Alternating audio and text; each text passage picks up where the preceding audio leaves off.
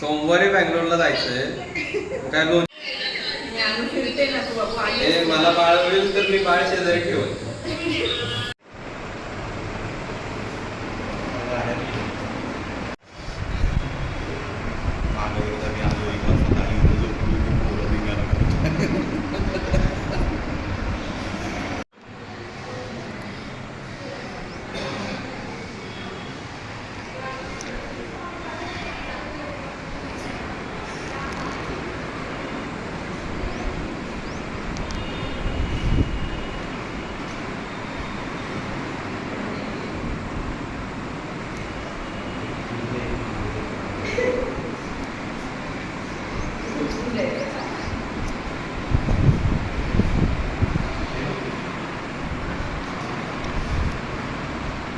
आजच्या या सेवापूर्ती कार्यक्रमासाठी आलेल्या सर्व उपस्थित मान्यवरांचं खूप खूप स्वागत. शाला समिती अध्यक्ष माननीय श्री सारंग कोल्हापुरे सर, शाला समिती सदस्य व डेक्कनचे विषय आमचा रामराम घ्यावा, हृदयामध्ये जपून ठेवीन आपुलकीचा ओलावा, सूर्यासारखे तळपून जावे क्षितिजावरुनी जाताना, दगडालाही पाझर यावा निरोप शेवटी घेताना. हा दिवस आज ना उद्या प्रत्येक नोकरी करणाऱ्यांच्या जीवनात येणार आहे. परमेश्वर कितीही कनवाळू असला तरी गेला क्षण अनुभवण्याची संधी कोणाला देत नाही. ज्ञानेश्वरांना नाही, व्यासांना नाही, की लिंकन सुख संपदा द्वेष बुद्धी विनाशाय आत्मज्योतिर्नमोस्तुते. दीप प्रज्वलन मान्यवरांच्या हस्ते होत आहे. या कुंदेंदु तुषारहार धवला, या शुभ्रवस्त्रामृता, या मंडितकरा, या श्वेत पद्मासना, या ब्रह्माच्युत शंकर प्रभुतिभिर् देवै सदा वंदिता, सा मां पातु सरस्वती.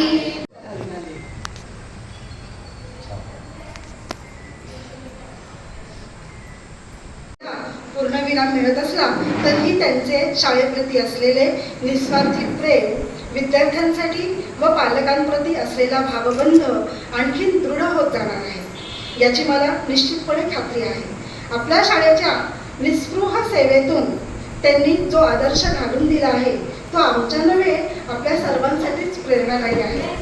आयुष्यभर कठोर परिश्रम व श्रद्धेने त्यांनी आजच्या दिवसापर्यंत अनेक चांगल्या व वाईट प्रसंगांवरती मात करून जिद्दीने आपली यशस्वी वाटचाल सुरू ठेवली आहे.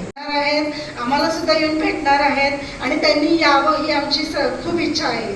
तर त्यांनी त्यांच्या आवडीच्या छंदांना उर्वरित आयुष्यामध्ये भरपूर वेळ द्यावा, त्यांनी आपले आरोग्य उत्तम राखावे.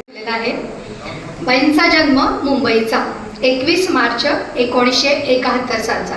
त्यांच्या आई टेलिफोन एक्सचेंजमध्ये नोकरी करत होत्या. वडील नेव्हीत क्लार्क होते. यादवबाईंना 3 बहिणी, या 3 नंबरच्या.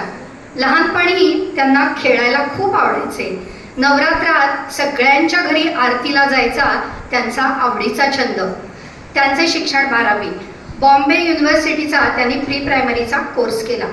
हा कोर्स केल्यानंतर त्यांनी स्वतःसाठी एक नियम केला की कोणतेही मूल असो ते आधी अभ्यासायचे आणि मग हाताळायचे. जी परंपरा अजूनही आजतागायत त्यांनी चालू ठेवली. फक्त आता ती विद्यार्थ्यांच्या पुरती मर्यादित राहिली नाही, तर त्या विद्यार्थ्याचे आई, बाबा, काका, काकू कोण असेल ते, आजी, आजोबा यांच्या बाबतीत त्या छान काउन्सिलिंग करतात व्यवस्थित. त्यामुळं पालकांच्या मध्ये खूप ज्या गोष्टी नको आहेत त्याच्यामध्ये खूप सुधारणा होत असते.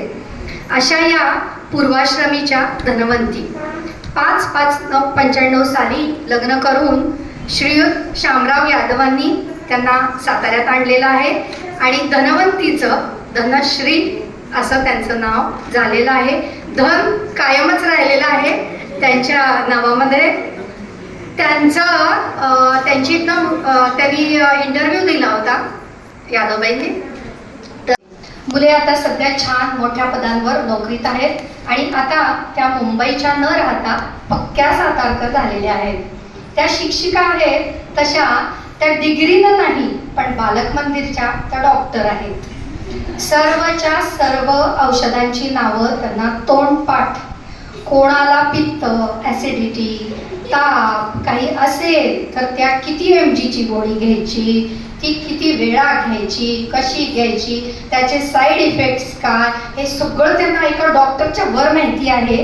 त्यामुळे त्या औषधं सांगतात, शिवाय स्वतःकडे उपलब्ध असेल तर ते लगेच पटकन देऊनही टाकतात. घे ही आता गोळी, तुला बरं वाटेल. अशा आमच्या या यादवबाई डॉक्टर पण आहेत शाळेच्या आणि कोणत्याही प्रॉब्लेम्सचं सोल्युशन त्याच्याकडे तयार असतं. आमच्या यादवबाईंचं अजून एक वैशिष्ट्य म्हणजे त्यांचा काळा घेवड्याचा भात. अत्यंत उत्तम पद्धतीने त्या भात करतात. आम्ही खूप वेळेला रेसिपी विचारली पण त्यांच्यासारखा काही तो जमत नाही. काहीतरी आमच्याकडनं कदाचित कमी पडत असेल किंवा प्रत्येकाच्या हाताची एक चव असते बघा. तर ती चव ती यादवबाईंची त्यांची स्पेशालिटी आहे. ती काही आम्हाला जमली नाही म्हणून मी एकदा यादवबाईंना म्हटलं पण होतं की इथल्या शाळेतल्या सगळ्या मुलांना तुमच्या काळा घेवड्याचा भात खायला घाला म्हणजे मुलांच्याही लक्षात राहील असं मी त्यांना एकदा म्हटलं होतं. आणि त्या शोधून यंग सिनियर्स म्हणून धमाल करण्याची वर्षे आहेत. छंद, आवडीनिवडी, सामाजिक कार्य, प्रवास असे करून शिवाय नियमित आरोग्य तपासणी करून या काळाचा त्यांनी आनंद घ्यावा आणि त्यांना दीर्घायुष्य लाभावे ही परमेश्वराकडे प्रार्थना. जोरदार होते आणि शालेय समितीचे सदस्य शाल, श्रीफळ, फूल आणि गिफ्ट असं सत्काराचं स्वरूप आहे.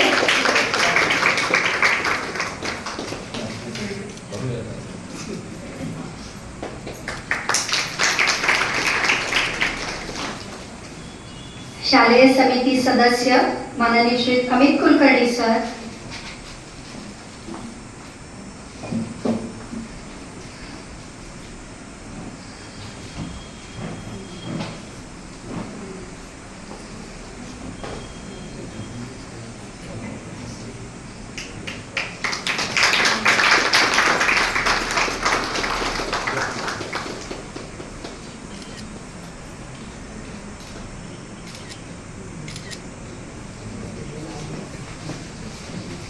नवीन मराठी शाळेच्या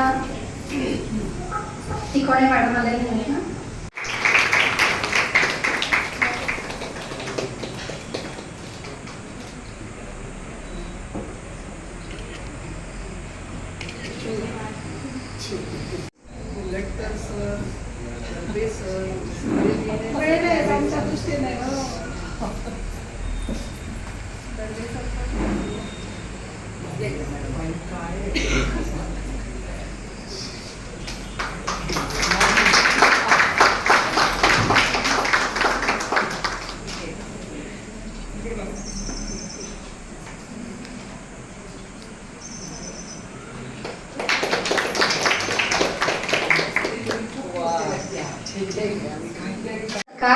सौ यादवबाई, श्रीयुत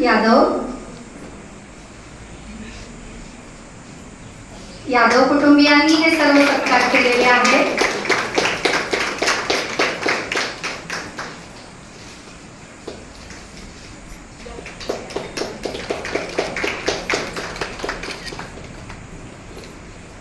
लीडर ट्रेनर व सिल्वर एलिफंट राष्ट्रपती पुरस्कार प्राप्त माननीय श्रीमती लोंढे मॅडम,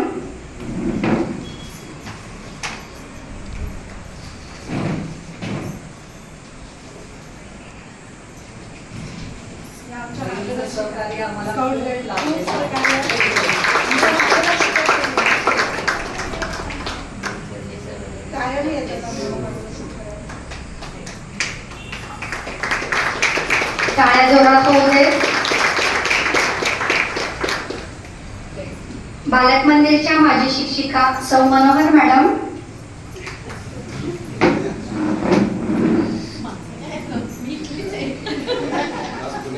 इथल्या असला तरी पुण्याहून खास आलेल्या आहात.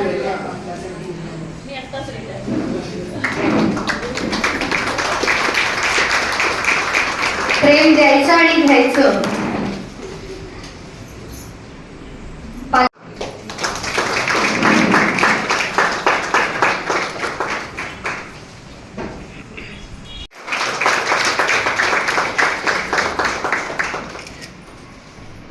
आणि यानंतर महत्वाच्या आहे शालेय समितीचे अध्यक्ष माननीय श्री सारंग कोल्हापुरे सर यांना विनंती करते की सरांनी यादवबाईंचा सत्कार करावा.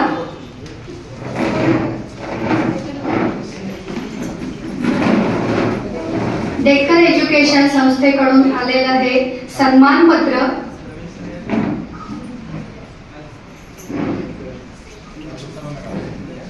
शाल, श्रीफळ, बुके आणि पाकिट असं हे सत्काराचं स्वरूप आहे.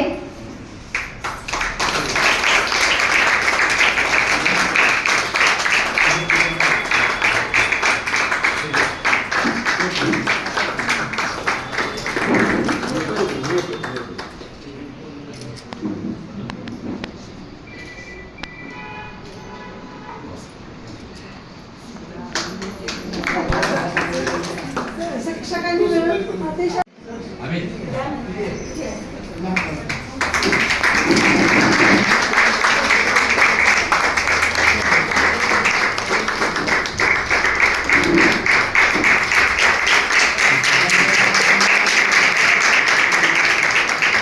अतिशय सुंदर असा हा सन्मानपत्राचा सोहळा.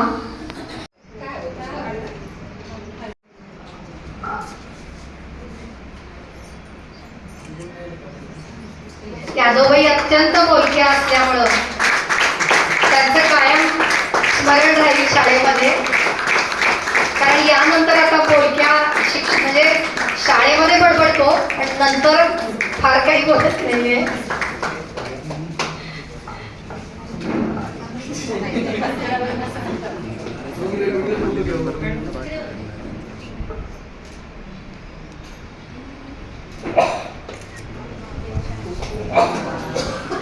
सहकार्य केलं कायम शाळेला. बनी टमटोला युनिटच्या स्काउट गाईडच्या क्लास प्रमुख आहेत.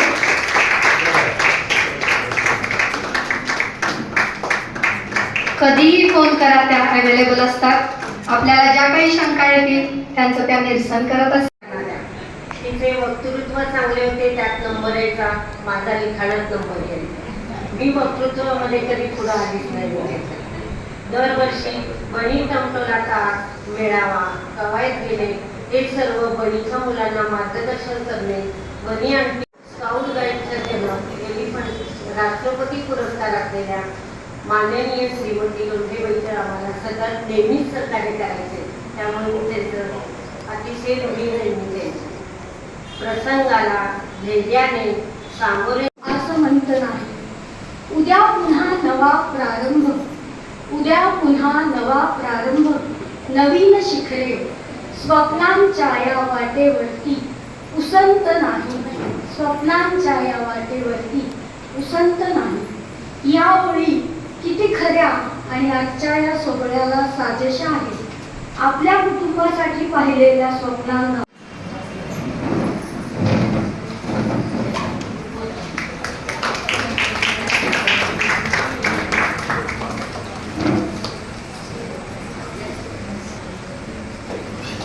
जोरात टाळ्या होऊ देत. गर्भेसर वेळ काढून येथे आलेले आहेत कार्यक्रमासाठी.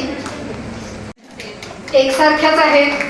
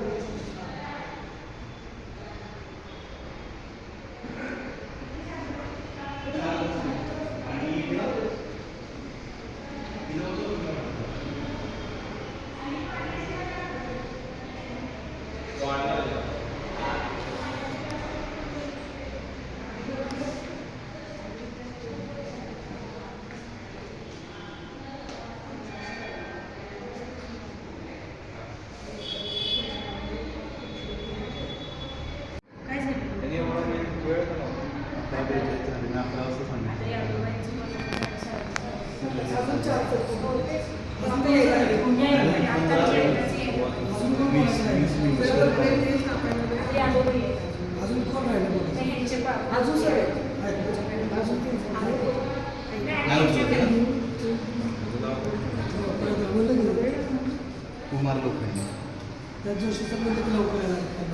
इकडे आपले टेबल लागले त्याच्याकडे इथून पुढं तिला आरोग्यपूर्ण आयुष्य लाभावं आणि सुख समृद्धीचं आयुष्य लाभावं एवढी शुभेच्छा व्यक्त करतो आणि मला बोलण्याची संधी दिली त्याबद्दल धन्यवाद.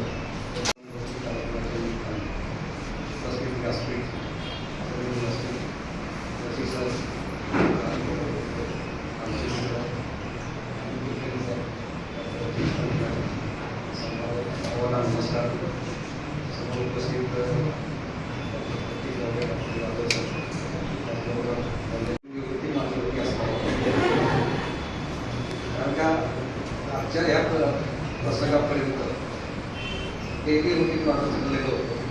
रोज सकाळी शाळेत पोचलं इथं थोडं होईल का नाही बरोबर. पण या सगळ्या प्रवासामध्ये जे काही कामकाजाची घडी बसली सिस्टम लावली सकाळी उठल्यानंतर मॅडमला येणारे पालकाचे फोन त्याच्यामध्ये जे काही पालकांचे जे काही होणारे इंटरेक्शन त्याचबरोबर स्वयंपाकामध्ये जे काय होणारे काय कामकाज असेल त्यामध्ये आपला थोडासा उपवास धरण्यापेक्षा एक किस्सा आहे म्हणजे शाळेप्रती असणाऱ्या वेळेचं कारण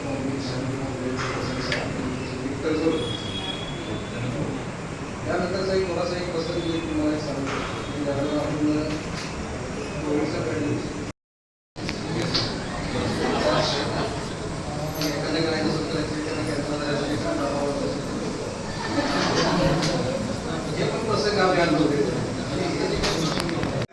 मला जावं लागेल.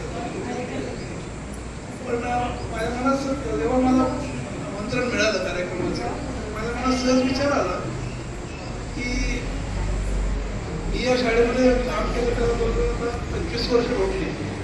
तो मी काम केलं एक तासभर काम केलं आणि आज मला मोठा आनंद वाटतोय की गेल्या 20-25 वर्षामध्ये शाळेनं प्रगती केलेली आहे. संस्थेचं नाव वाढलेलं आहे आणि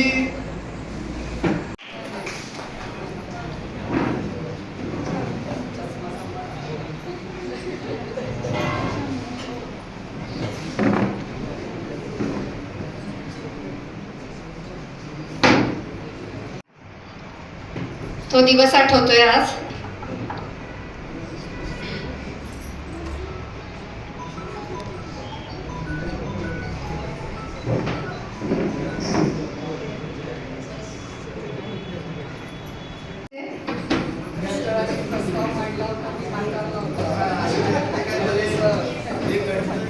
मॅडम सगळे काही शिक्षक आहेत की ज्यांनी एकूण या ठिकाणून प्रवास सुरू केला एका उंचीवर जाऊन आपल्या प्रवासाची त्यांची सांगता या नुकतीच झाली आहे.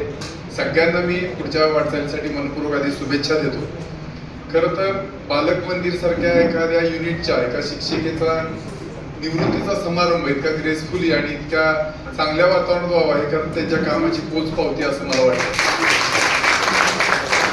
डेक्कन एज्युकेशन सोसायटी इतकी मोठी संस्था आहे. आपल्या सगळ्यांना कल्पना आहे की फर्ग्युसन कॉलेज असेल BMCC कॉलेज असेल इतक्या मोठमोठ्या संस्था अनेक युनिट 57-58 युनिट्स काही हजार शिक्षक काही 100 इतर कर्मचारी असं दोन हजारोचं हे आपल्याला कुटुंब आहे. खरं तर कुठं ना कुठं असे कार्यक्रम वारंवार चालत असतात. मात्र काही व्यक्तिमत्व असे असतात की इतर कोणत्याही गोष्टी एखादी मागं राहिली तरी चालेल पण त्यांच्या बाबतीतले कार्यक्रम चुकवता येत नाही. तशा यादव मॅडमचं व्यक्तिमत्व आहे असं मला वाटतं. आता सगळ्यांच्या बोलण्यात उल्लेख आला गेली 25 वर्ष त्या ह्या शाळेसाठी संस्थेसाठी योगदान देत आहेत. मुळात मला असं वाटतं की कुठल्याही एखाद्या शिक्षण संस्थेचं काम एखाद्या मंदिरासारखं असतं. खरं तर वरती सगळ्यांची ध्वजपताकाची फडकत असते तो आमचा विद्यार्थी असतो त्याचं कर्तृत्व ते असतं. डेक्कन एज्युकेशन सोसायटी म्हणलं तर कळसाचं काम करणारे एकूण फर्ग्युसन BMCC सारखी मोठी शिखरं आहेत की ज्यांच्या माध्यमातून हे मंदिर ओळखलं जातं. त्याचबरोबर ज्याला गाभार आहे ते इतर शाळा आहेत, जे नवीन मराठी आणि न्यू इंग्लिश स्कूल सारखे आहेत, मात्र या सगळ्याचा पाया ही बालक मंदिर आहेत असं मला वाटतं. कारण तिथं पहिलं पाऊल ते विद्यार्थ्याचं पडत असतं आणि तिथनं पुढे तो विद्यार्थी घडत घडत त्याची ध्वजपताका होत असते. आणि हे सगळं करण्याचं योगदान हे यादव मॅडम सारख्या शिक्षिका करतायत. म्हणून मला आज असं वाटतं की डेक्कन एज्युकेशन सोसायटीचं नावलौकिक खऱ्या अर्थानं रोज वृद्धिंगत होत जात आहे. मुलंच नेहमी एन्जॉय करत आलेलो आहे आतापर्यंत. आज आता सेवानिवृत्ती यादवबाईंची या निमित्तानं आपण जमलो आहे आणि जी लोक आतापर्यंत बोलली त्यावरून दोन गोष्टी माझ्या ठळकपणे लक्षात आल्या. एक तर आपण म्हणतो की शिक्षक कोण, तर तो वाचायला, बोलायला, ऐकायला व्यवस्थित शिकवतो. तो मुलींचं मनोगत ऐकलं, ज्यांनी त्यांच्या हाताखाली तयार झाल्या त्या मुली, पालकांचं मनोगत ऐकलं, अगदी मिस्टरांचं मनोगत ऐकलं. त्याच्यावरून एक लक्षात येतं की त्या चांगल्या शिक्षिका निश्चितच आहेत आणि त्यात म्हणजे या बोलण्यातूनच त्यांचं यश आपल्याला लक्षात येत आहे. आणि दुसरी गोष्ट म्हणजे आई, जसं आई सगळ्या गोष्टी घरात बघत असते मुलांच्यासाठी, त्याच तळमळीनं त्या आतापर्यंत शाळेत सुद्धा सगळ्या विद्यार्थ्यांचं बघत आलेलं आहे. हे पण या सगळ्या याच्यावरून जाणवलं. म्हणजे ही परत सगळे जमेच्या बाजू सगळ्या गोष्टीच्या. आणि त्यामुळे आता मला खर्चाचीच बाजू जाणवायला लागलेली, ते म्हणजे आता ते सेवानिवृत्त होत आहे.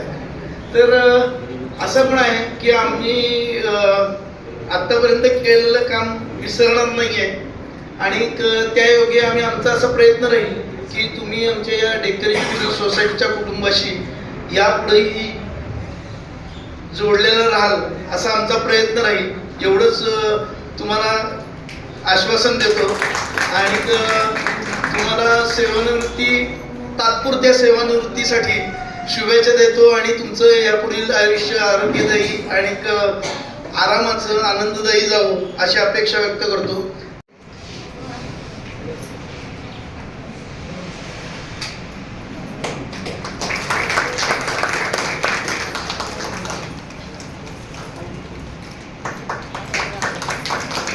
खूप खूप धन्यवाद. पालक, माझे विद्यार्थी, नवीन मराठी शाळा व बालक मंदिरच्या सर्व शिक्षिका, लेखनिक, मदतनीस आणि सेवक, आठवणींच्या या गाठी साठवूया मनामध्ये, निरोपाच्या या क्षणी अश्रू दाटते डोळ्यामध्ये. होता एकत्र प्रवास आपला, सुखदुःखांच्या वळणावर, आज जरी वाटे उदास, भेटू पुन्हा नव्या क्षितिजावर. असा हा नाजूक क्षण आजच्या या कार्यक्रमासाठी माझे मिस्टर, ज्यांच्यामुळे मी नोकरी उत्तम करू शकते, असे माझे मिस्टर सदैव माझ्या पाठीशी असतात. माझी दोन्ही मुलं, माझ्या बहिणी, ज्या खरोखरच आई वडिलांनंतर माझ्या सदैव पाठीशी असणार आहेत आणि त्या असतातच नेहमी. माझ्या भाच्या, माझे जावई, माझी नातवंड, माझे मोठे दीर डॉक्टर आणि माझ्या जाऊबाई, हे सर्व आलेले आहेत आज. माझ्या जाऊबाईंनी शाळेत बालवाडी शिक्षिकेची जागा भरायची आहे हे सांगून मला शाळेत नोकरी करण्याची संधी उपलब्ध करून दिली आणि पुढच्या सगळ्या प्रोसेस करून मी माझ्या मुंबईच्या दादरमधील TT येथील किंग जॉर्ज शाळेतील 3 वर्षांच्या अनुभवांमुळे आणि त्यावेळेचे अध्यक्ष doctor Darve sir, doctor Kolhatkar sir, तसेच नवीन मराठी शाळेच्या शाला प्रमुख माननीय सौ अगवणेबाई आणि बालक मंदिरच्या मुख्याध्यापिका सौ अरणकल्लेबाई, या सर्वांनी मला या शाळेत येण्याची संधी दिल्यामुळे 1 ऑगस्ट 2001 साली मी, मेघा कुलकर्णी, उमा पाटील, सुषमा बाजारे आणि साधना यवतकर अशा 5 जणी आम्ही शाळेत रुजू झालो. माननीय दर्वे सरांमुळे आमच्या मुलांना वर्षभरातच म्हणजे प्रोबेशन पिरियड व्हायच्या आतच आमची बाळं आमच्या संस्थेत शाळेत आली होती. हा खूप मोठा बदल सरांमुळे मात्र झालेला होता. अरणकल्लेबाईंच्या मार्गदर्शनाखाली आम्ही खूप गोष्टी शिकलो. एखादी सूचना लिहून होईपर्यंत बाई ते बघत आणि उभ्या राहायच्या. काय करायचं, कसं करायचं हे त्या समजावून सांगायच्या. त्यांची गोष्ट सर्व गोष्टींकडे अगदी बारकाईने लक्ष असायचं. ॲडमिशनचे काम कसं करायचं, चिठ्ठ्या कशा करायच्या, तसेच दरवर्षी बाई आमचे भाषा, गणित, विज्ञान असे विविध विषयांचे पाठ सुद्धा बघायच्या. बाईंच्या बरोबरीने काम करताना भीती वाटायची, पण आता हे सर्व आपल्याला येतंय याचा आनंद मात्र व्हायचा. अरणकल्लेबाईंच्या काळात माझा धाकटा मुलगा पाळणा घरात राहत नव्हता आणि आपण त्याला सोडून आलो की तो ताप घ्यायचा. हे सारखं आजारपण सुरू होतं, कोणालाच स्वास्थ्य नव्हतं. त्यामुळे शेवटी राजीनामा देण्याचा विचार पक्का झाला आणि मी बाईंना रोजच्या ह्याच्या त्रासामुळे त्रास होऊन मी बाईंना अरणकल्लेबाईंकडे राजीनामा दिला. बाईंनी पण रोजचा त्रास बघत असल्यामुळे तो राजीनामा त्यांनी स्वीकारला आणि मला म्हणाल्या, आपण सरांशी बोलूया. दुपारी काजरेकर डॉक्टर आणि वाळिंबे सर शाळेत आले. बाईंशी बोलून झाल्यावर मला ऑफिसमध्ये बोलवण्यात आलं. मला काजरेकर सर म्हणले, बाई कार्यमुक्तता कसली हवी तुम्हाला? सर मला म्हटले, बाई किती दिवसांची रजा पाहिजे, 6 महिने का वर्षभर?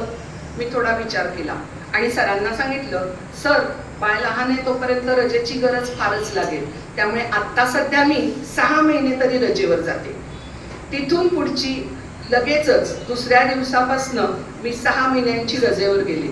तिथून पुढची आत्तापर्यंतची सेवा केवळ आणि केवळ डॉक्टर काजरेकर सरांमुळे झाली आणि केवळ त्यांच्यामुळेच मला मुलांमध्ये राहण्याचा आणि नोकरी करण्याचा आनंद मिळाला. मुलांच्या सर्वांगीण विकासाबरोबरच माझं लक्ष असायचं, पण त्यांच्या व्यक्तिमत्व विकासावर मी जास्त भर दिला. त्यांचं वागणं, त्यांची राहणी, त्यांचं रोजचं बसणं, बोलणं नीटनेटकं असावं यासाठी माझा खूप प्रयत्न असायचा. आपल्या शाळेचं बाहेर गेल्यानंतर जगात ते उठून दिसलंच पाहिजे यावर मी खूप भर दिला. अरणकल्लेबाईंनंतर जमदग्नीबाई मुख्याध्यापिका झाल्या. अरणकल्लेबाईंनी माझी आणि जमदग्नीबाईंची जोडी बरेच वर्ष एकत्र लावली होती, त्यामुळे जमदग्नीबाई आणि मी छान मैत्रिणी चालू होतो. बाईंना वाचनाचा, पदार्थ बनवणे याचं फार वेळ होतं. त्यांना रेसिपीमध्ये सोन्याची नथ सुद्धा बक्षीस मिळालेली आहे. त्या कायम शिक्षकांची बाजू घ्यायच्या आणि शिक्षकांच्या बाजूने उभ्या राहायच्या. जमदग्नीबाईंच्या नंतर आयाचीबाई मुख्याध्यापिका झाल्या. आम्हाला त्यांनी एखादं काम सांगितलं तर जवळजवळ निम्म काम त्या मदत निम्मी त्याच करायच्या. नेहमी आमच्या बरोबरीने काम करणं हे बाईंचं छान मोठं जुळलेलं असायचं. बाई मुख्याध्यापिका झाल्या आणि मोठा भूमिपूजनाचा कार्यक्रम समोर आला. त्याची तयारी सुरू झाली. कोणी काय करायचं, कोणाला कोणतं काम द्यायचं हे सुरू झालं होतं. त्याआधी माझी बरीच मोठी पदं झाली होती. मग बहुतेक सूत्रसंचालन माझ्याकडे देतील असं मला वाटलं होतं. म्हणून मी 2 दिवस आधीच बाईंना सांगून आले, बाई सूत्रसंचालन तेवढं मला देऊ नका, बाकीची कोणतीही काम असली तरी द्या. पण बाईंनी अगदी गोड बोलून मला सांगितलं, या सगळ्याला ना अजून यादव वेळ आहे, आपण नंतर बघूया. आणि 2 दिवसांच्या आतच मला आणि देशपांडेबाईंना बोलवून घेतलं आणि या कार्यक्रमाचं सूत्रसंचालन तुम्ही दोघी मिळून करणार आहात असं सांगितलं. हे ऐकून खूप टेन्शन आलं, पण बाईंनी ते येणार नाही याची पूर्ण काळजी घेतली होती. Kurade madam, Deshmukh madam, Salunke madam यांना इतर मोठ्या कार्यक्रमाच्या सूत्रसंचालनाचे कागद द्यायला सांगितले आणि आम्हाला मदत करायला सांगितली. मग बाईंच्या मदतीने सूत्रसंचालन लिहायला सुरुवात झाली. 4 दिवसात संपूर्ण लिहून झालं. मग मी कोणती वाक्य बोलायची, देशपांडेबाईंनी कोणती म्हणायची हे ठरलं. आवाजातील चढउतार कसे करायचे हे सांगण्यासाठी आकाशवाणीवर निवेदन करणाऱ्या माझ्या दिव्याच्या आईला, दिव्या मांगलेकरच्या आईला बोलावण्यात आलं. त्यानंतर त्यांनी आम्हाला खूप छान चढउतार कसे करायचे ते सांगितले. त्यानंतरचा टप्पा होता म्हणजे इंग्लिश स्कूलच्या जान्हवी देशपांडे मॅडम. मग सरस्वती पूजनाला कोणते श्लोक म्हणायचे, मग आमचं लिहिलेलं सगळं नियोजन बरोबर आहे ना हे सगळं त्यांनी आम्हाला सांगितलं. मग आता शेवटची पायरी म्हणजे माईकवर म्हणून त्यांनी आमच्याकडून घेतलं. मग मात्र या सगळ्याची भीती मात्र पडून गेली आणि माननीय श्री चंद्रकांत दादा पाटील यांच्या उपस्थितीत भूमिपूजनाचा कार्यक्रम उत्तमरित्या पार पडला. आयाचीबाईंचं नियोजन इतकं उत्तम असायचं की त्यांच्याबरोबर काम करायला खूप मजा यायची. आम्ही नवीन इमारतीत आलो आणि 4-5 महिन्यातच आयाचीबाई रिटायर झाल्या. त्यानंतर देशपांडेबाई आमच्या मुख्याध्यापिका झाल्या. बाईंची कोणताही विषय समजावून सांगायची पद्धत खूपच छान आहे. तो विषय शांततेने, व्यवस्थित, न रागवता त्या सांगतात. मी टीव्हीवर लिटिल चॅम्प्स सारखे छोट्या मुलांचे कार्यक्रम पाहिल्यावर मला नेहमी वाटायचं की माझ्या 2 मुली कधी हे सूत्रसंचालन करू शकतील असं खूप मनात होतं. पण त्याचं असं नेहमी वाटायचं, पण थांबायचे मी परत, मला मुलं भेटली पाहिजे, त्यांचं पाठांतर झालं पाहिजे. पण अखेर बरेच वर्ष वाट पाहत नंतर मला मुलांनी पाठ केलं पाहिजे असं एक बाळ सापडलं. म्हणजे सगळं वाचता येणारी माझी वाग्मी मला सापडली, जिला मोठ्या गटामध्ये सगळं फळ्यावर लिहिलेलं बाईंचं वाचता येत होतं. काना, मात्रा, वेलांटी, उकार आम्ही काहीच ठेवला नव्हता. मग मात्र मी ठरवलं, नाही, आता आपलं स्वप्न पूर्ण करायचं. मग संपूर्ण आम्ही जे रंजन कार्यक्रमाचं जे अँकरिंग होतं ते तिला आणि तिची मैत्रीण खास मनसा या दोघींना द्यायचं असं ठरवलं होतं. पण काय झालं माहिती का, की त्यांनी स्वीकारलं पण त्यांच्या आया काही स्वीकारेना. आईंना भीती होती की त्या मुली विसरतील का बाई, मग मध्येच त्यांना अडकळतील का, मग त्या काही चुकतील का. पण बाईंना त्यांना मी म्हटलं नाही, त्या छान करतील, कारण मी इतकी वर्ष पाहिलेली मुलं आहेत, तर मला नक्कीच अनुभव आहे की कुठलं बाळ शेवटपर्यंत टिकू शकेल. त्यामुळे मी त्यांना सांगितलं नाही, या दोघीच करणार आहे. बहुतेक या माझ्या अट्टाहासामुळे दोघी जणी तयार झाल्या. त्यांना माहिती होतं की आता बाई यातनं काही माघार घेणार नाही, आपल्यालाच यावं लागेल 2 पावलं. मग दोघींनी खूप छान, त्या पालकांनी माझ्या मुलांची अतिशय व्यवस्थित मनसाचं तयार करून घेतलं. वाग्मीला तर सगळं वाचता येत नव्हतं, त्यामुळे थोडासा भाग आमचं एक गोव्याचं गाणं राहिलं होतं आणि ते काही मनसाचं पाठ होत नव्हतं. मग आमची वाग्मी अभ्यास संपला की एका कोपऱ्यात दोघी जणी बसायच्या, प्रत्येक वाक्य वाग्मी तिला वाचून दाखवायची आणि मनसा आमची पाठ करायची. अतिशय सुंदर, कारण त्या जीवश्य कंठस्थ मैत्रिणी होत्या, त्या एकमेकांची साथ सोडणार नाहीत, कारण त्यांना तोडायला आम्हाला वर्ष गेलं होतं. कारण वाग्मीला मनाला पटायचंच नाही की मनसा आली आणि माझ्याजवळ बसली नाही, आणि मनसा आली नाही तर वाग्मी म्हणायची मला शाळेतच जायचं नाही. असं फार होतं. पण त्या ह्याचा उपयोग मला याच्यासाठी करून घेता आला, जे दोघींची केमिस्ट्री इतकी सुंदर होती की त्याने अतिशय सुंदर 10 गाण्यांचं सूत्रसंचालन दोघींनी केलेलं आहे. आणि अतिशय हा पहिला प्रयोग आपला अतिशय सुरेखपणे झालेला होता.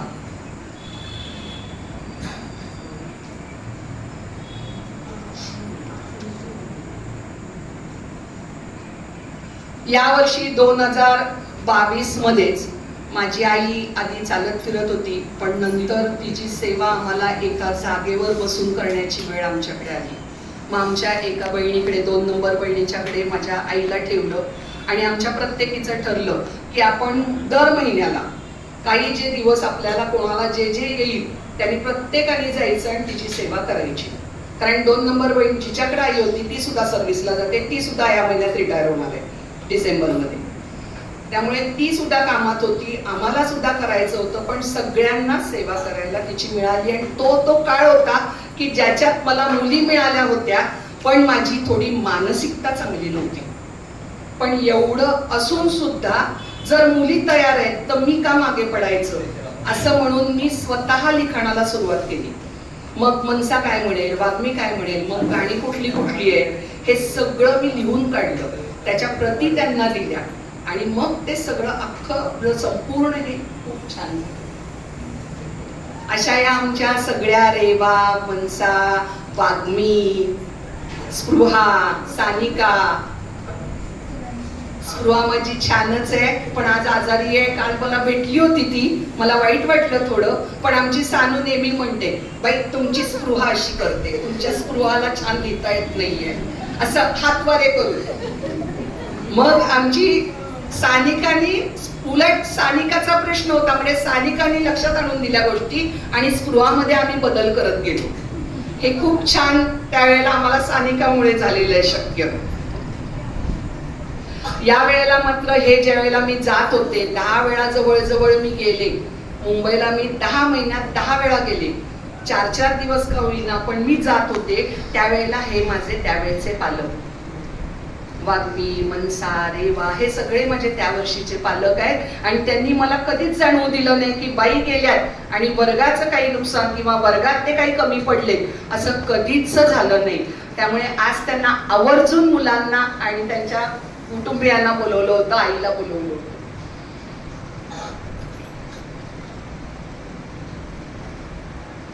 आणि त्यावेळेला तर देशपांडे बाईंनी सुद्धा की यादव दर महिन्यात काय आहे असं कधीच प्रश्न केला नाही. हे त्यांच्याविषयी खूप त्यांनी सहकार्य केलं. म्हणजे मानसिक दृष्ट्या आपण जेव्हा दुर्बल होतो त्यावेळेला खरी गरज असते एखाद्या व्यक्तीची की नाही बाबा मी पण तुझ्या पाठीशी आहे. त्या असं नाही म्हणल्या की वर्ग वाऱ्यावर सोडून जातेस का, तर नाही, मी माझी कामं पूर्ण करत होते पण त्याही तेवढा सपोर्ट मला करत होत्या की जा यादव, कशी आहे तब्येत आईची, आता कशी आहे, तू जातेस, नीट जातेस ना, एकटीच जातेस, सगळं विचारायच्या. म्हणजे त्यांचंही सहकार्य त्यावेळेला बहुमोल होतं माझ्यासाठी. 2003 मध्ये मी आणि बाजारेबाईंनी बनीचं प्रशिक्षण बोरला जाऊन घेतलं आणि 2005 पासून आपल्या बालक मंदिरामध्ये बनी युनिट चालू झालं. मी कधी प्रमुख म्हणून होते तर कधी सहाय्यक म्हणून होते. अशी 21 वर्ष मी बनीचं काम पाहिलेलं आहे. बनीचं ध्येय, बनीचा नियम, प्रार्थना, गाणी, साहित्य कवायत या गोष्टी सगळ्या आम्ही शिकवलेल्या आहेत. बनीचे मेळावे, बनी आंटी आणि सहकार्याच्या शिक्षिका आमच्या बनी आंटी ज्या आहेत त्यांच्या सहकार्याने आम्ही त्यांचे मेळावे सुद्धा बाहेरच्या ठिकाणी थोडे लांब सुद्धा घेतलेले आहेत.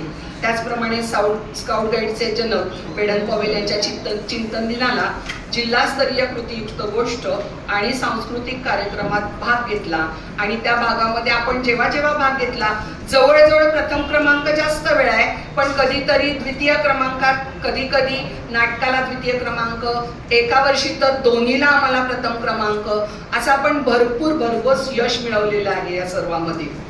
आणि या सगळं करताना या ज्या आहेत लीडर ट्रेनर व सिल्वर एलिफंट राष्ट्रपती पुरस्कार घेतलेल्या लोंढेबाई, आमच्या देवांशी आजी यांचं सहकार्य आपल्याला अतिशय उत्तम झालेलं आहे.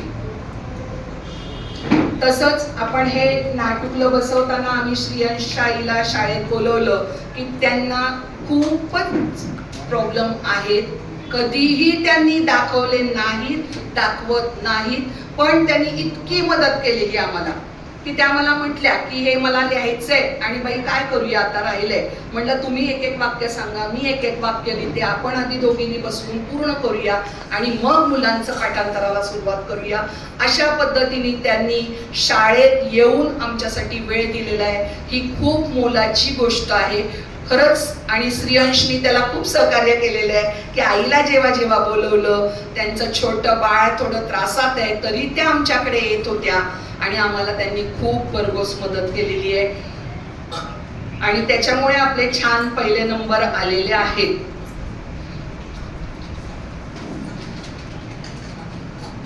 आणि म्हणूनच म्हणजे आपण किती इतर जण जेव्हा बघतो की इतकं कष्ट असून माणूस जर आपल्यासाठी येत असेल तर आपण आपल्या मुलांसाठी करायला कधीच कमी नाही पडलं पाहिजे. आणि आम्ही ते भरभरून केलं आणि मी खरं तर भाग्यवान आहे की हे सारखे पालक मला लाभलेले आहेत, माझे विद्यार्थी मला छान लाभलेले आहेत. ज्या पालकांनी किंवा विद्यार्थ्यांनी माझ्यावर भरभरून प्रेम केलं, मला भरभरून या लोकांनी सगळ्यांनी मदत केली. तसेच भागवत, राडे काका, निंगणे सर, बागडे सर, ड्रेपरीवाले आपले इंगवले सर या लोकांनी सुद्धा जेव्हा मदत मागेल तेव्हा भरभरून मदत आपल्याला केलेली आहे. आता मला खूप वेगळ्या प्रकारचे विद्यार्थी मात्र भेटले होते बरं का. मी एक दिवस रस्त्यातनं चालले असताना गाडीवरून उतरून जवळ येऊन खाली वाकून पाया पडणारा आणि मला एकच प्रश्न विचारणारा, बाई मला ओळखलत का, असा माझा विद्यार्थी इथं उपस्थित आहे बरं का. माझा MBBS झालेला माझा विद्यार्थी प्रतीक गावडे, आम्ही रजनी क्लासच्या इथं आला. मी थोडं घाबरले, माझ्या डोक्यात काही वेगळंच होतं. मी आपली चालत होते रस्त्याने, आला, जवळ आला, पाया पडला, बाई ओळखा मी कोण. फक्त आवाजावरनं की हा प्रतीक असण्याची शक्यता आहे. म्हणलं प्रतीक गावडे तर नाही ना रे, तर तो म्हणला बाई मीच आहे. आणि त्याची सर आम्ही दोघंही व्हायरल इन्फेक्शननी दोघंही ऍडमिट होतो अजिंक्यतारा. तर त्या दिवशी थोडं भीती वाटत होती पण त्या दिवशी रात्री नाईटला सुद्धा प्रतीकच होता. आणि त्यांनी मला सांगितलं, बाई काही काळजी करू नका, निवांत झोपा, मी आहे. म्हणजे जो विश्वास मी त्याला 24 वर्षापूर्वी दिला होता तोच त्यांनी मला परत दिला आणि नेहमी मी बरी झाले. म्हणजे आधीच व्हायरल इन्फेक्शन कसलं झाले, काय झाले, काही भीतीच भीती. पण एक विद्यार्थ्याचा शब्द ऐकला, 2 दिवसात बरं होऊन घरी. त्यांनी दोघांकडे लक्ष ठेवलं होतं. दोघंही ऍट ए टाइम आम्ही एका रूम मध्ये होतो. आणि मुलांना माहिती नव्हतं. मुलं पुण्यात होती, एक औरंगाबादला होता आणि मात्र प्रतीक आमच्या जवळ होता. म्हणजे ही खूप मोठी गोष्ट आहे. तसंच आता बघा की बाईंविषयी ओढ असणं, खूप कमी मुलं असतात अशी. पण दरवर्षी ना एक माझा विद्यार्थी न चुकता रिझल्ट दिवशी भेटायला यायचा, दर शिक्षक दिनाला आणि दर गुरुपौर्णिमेला. 10वी पर्यंत तो मला भेटायला येत होता. 4थी पर्यंत तो आपल्या शाळेतला होता. 5वीला त्यांनी ऍडमिशन घेतली सैनिक स्कूलला. पण तो भेटायला मात्र 10वी पर्यंत आईला घेऊन यायचा. आईचं आणि माझं छान बॉन्डिंग होतं आणि तो छान भेटायचा. फक्त काही नाही, इतका लाजरा बुजरा बोलणार नाही, फक्त बाई दिसल्या त्याचा आनंद त्याला. काही बोलणं नाही, काही नाही. आई बोलायची पण बाळ माझं काही बोलायचं नाही. आणि मग दर ह्याला गुरुपौर्णिमेला शिक्षक दिनाला त्याचे कायम आतापर्यंत मला मेसेज येतात. आम्ही फक्त मेसेजवर बोलतो. आता ते माझं बाळ कॅप्टन झाले आणि पंजाबमध्ये. तसंच 10वीला बघा की 10वीचा रिझल्ट लागला 1 वाजता आणि 1:10 मला फोन आला माझ्या विद्यार्थ्याचा. मला म्हटलं, बाई मी प्रतीक काटकर बोलतोय, 99.80 मिळाले. म्हणलं कसं आहेस बाळा? म्हणजे हे विद्यार्थी बाई आता कामात आहेत पण ते विसरलेले नाहीयेत. म्हणजे असे खूप विद्यार्थी आहेत की जे अजूनही आम्ही संपर्कात आहोत. प्रत्येकाचं नाव सांगायचं म्हटलं तरी वेळ जाईल आपला, इतके विद्यार्थी आपल्या संपर्कात आहेत. पण 10वीला 100% मिळणारी माझी वैदेही मुळे, माझी रमा देशपांडे, म्हणजे हे विद्यार्थी आहेतच. त्यानंतरच्या ह्याच्यातले एक थोड्या टप्प्यांनी 5-5 वर्ष मागे आले. मग माझी इरा दीक्षित आहे, मग माझी शांभवी प्रभुणे आहे, ज्या आता एकांकिकेत काम करतायत. माझी आई आहे तुलिका आवळे, जी एकांकिकेत काम करते आता. म्हणजे हे विद्यार्थी आलो पुढे आपण. तर असे भरपूर विद्यार्थी आहेत की ज्यांनी आतापर्यंत.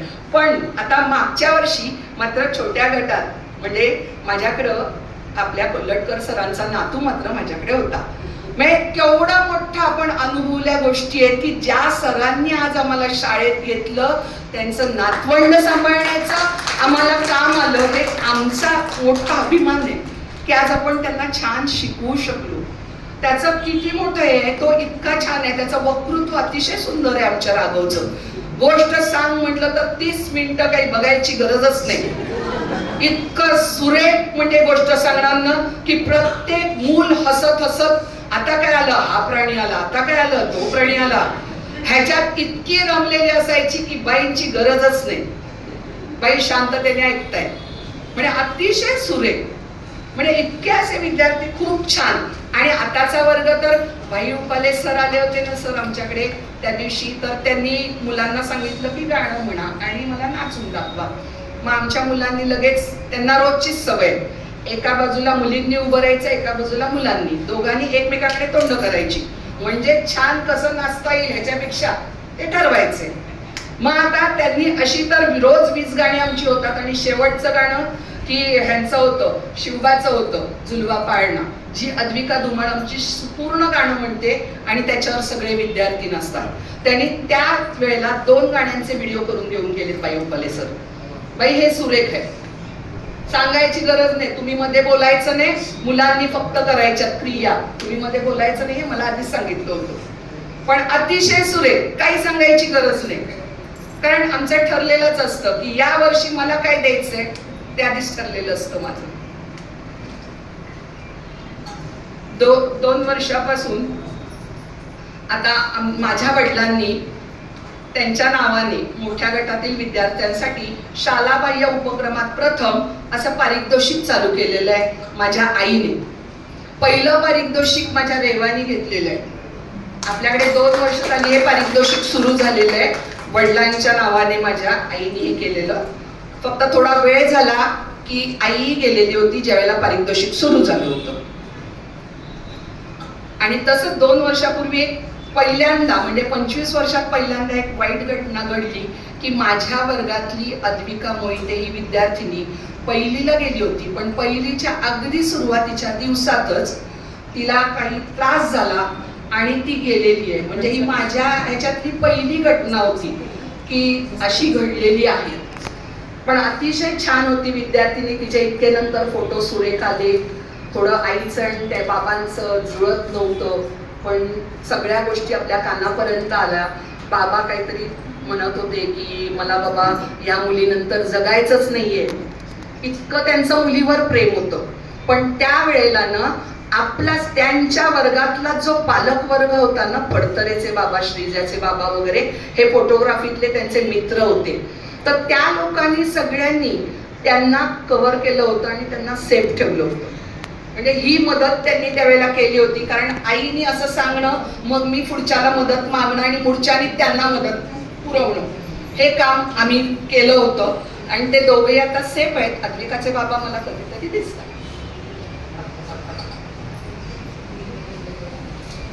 जवळजवळ 25 वर्षाच्या कालावधीमध्ये म्हणजे ह्याचं काम असू द्यात, म्हणजे अरणकल्लेबाईंचा काळ असेल, जमदग्नीबाईंचा काळ असेल किंवा आयचितबाईंचा काळ आहे आणि आत्ताचा देशपांडेबाईंचा काळ, यात जास्तीत जास्त मी आणि वृषाली म्हणजे वृषाली डोळेबाई आमच्या, आम्ही दोघींनी मिळून खूप महत्वाची कामं आम्ही पार पडलेली आहेत. म्हणजे अभ्यासक्रम असेल, एखादा उपक्रम आपल्याला कशा दृष्टीने घ्यायचा आहे, किंवा ऍडमिशनची प्रोसेस करताना जवळजवळ चिठ्ठ्या होत्या ना सर, तोपर्यंत जो कोणी प्रमुख असेल म्हणजे त्या वर्षीचा मुख्याध्यापक असेल तो चिठ्ठ्या लिहायचा, नाव डोळेबाई सांगायच्या आणि चिठ्ठी मी बंद करायचे.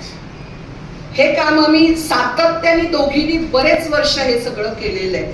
त्यांची खूप मला साथ झाली आणि आताचाही कार्यक्रम सगळा त्यांच्याकडे बाईंनी जबाबदारी दिली होती की डोळेबाई ही जबाबदारी तुम्ही पार पाडायची.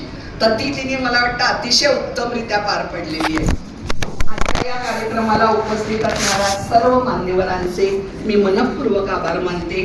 तसेच हा कार्यक्रम उत्तमरित्या पार पाडण्यासाठी माझ्या सर्व शिक्षका, लेखनी, मदतनीस, सेवक यांचे मोलाचे सहकार्य लाभले, त्याबद्दल मी सर्वांची शतशः ऋणी आहे.